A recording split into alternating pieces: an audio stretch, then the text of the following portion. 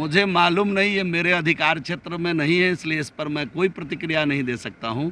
Party जो करेगी वो सर आंखों पर। नमस्कार, मेरा नाम आलोक है। आप लाइव स्ट्रीज देख रहे हैं। बिहार मंत्रिमंडल में फेरबदल हो सकता है, प्रबल संभावनाएं जग चुकी हैं। हम ऐसा इसलिए कह रहे हैं, इस वक्त हम मौजूद हैं बिहार के उप मुख्यमंत्री तारकिशोर प्रसाद के घर के ठीक बाहर, जहां पर बिहार सरकार के मंत्री जीवेश मिश्रा भी आपसे कुछ देर पहले मिलने के लिए पहुंचे थे, लेकिन उन्होंने कुछ खास नहीं कहा। उन्होंने कहा है कि जैसा पार्टी कहेगी वैसा ही होगा। लेकिन फिलहाल देखिए, मंत्रिमंडल विस्तार हो सकता है, इसकी चर्चाएं हो रही हैं।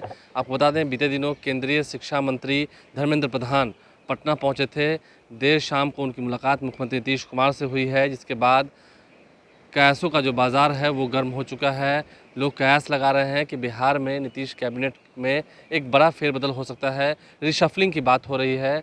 ऐसे में अब कई सारे नामों पर चर्चाएं भी हो रही हैं। देखिए, क्योंकि मेल मुलाकातों का दौर चल रहा है, तो कौन कौन से वो बड़े चेहरे होंगे जिन्हें बीजेपी ड्रॉप करने जा रही है, और कौन से वो नए चेहरे होंगे जिन्हें मंत्रिमंडल में शामिल किया जाएगा, और क्या इसी बहाने जेडीयू के अंदर भी कुछ मंत्रिमंडल में फेरबदल हो सकता है। क्योंकि आपने देखा बीते दिनों जब बोचहा में उपचुनाव हुआ, उसके नतीजों ने कहीं ना कहीं बिहार बीजेपी के तमाम नेताओं के कार्यशैली पर सवाल खड़ा किया। आपने ताकत खूब झोंकी, मुकेश सहनी उस वक्त अलग हो गए थे, लेकिन फिर भी बीजेपी जीत नहीं पाई। जीत का दावा अंत तक किया जा रहा था, लेकिन वहाँ पर जीत आरजेडी की हो गई। ऐसे में सवर्ण वोटरों पर भी ध्यान है। ऐसे में सवर्ण वोटर्स कहीं खिसक न जाए, ये भी बीजेपी देख रही है। जीवेश मिश्रा, जो कि बिहार सरकार के मंत्री हमसे कुछ देर पहले यहाँ पहुँचे थे, क्या कुछ उन्होंने कहा है, ज़रा सुनिए। रूटीन हमारे नेता हैं, हमको किसी प्रकार की कोई बात है विभागीय या किसी प्रकार का कोई काम है तो ये तो रेगुलर रूटीन वर्क है, कोई पहली बार थोड़े मिल रहा है। तो बराबर रहता है, बिल्कुल खूब ठीक चल रहा है। ठीक नहीं, खूब ठीक चल रहा है, और बिहार के विकास के लिए सरकार प्रतिबद्ध है, कटिबद्ध है, और उस रास्ते पे सरकार खूब अच्छे से आगे बढ़ रही है। मुझे नहीं मालूम, ये मेरे अधिकार क्षेत्र में है नहीं, मुझे नहीं मालूम। मुझे मालूम नहीं, ये मेरे अधिकार क्षेत्र में नहीं है, इसलिए इस पर मैं कोई प्रतिक्रिया नहीं दे सकता हूँ।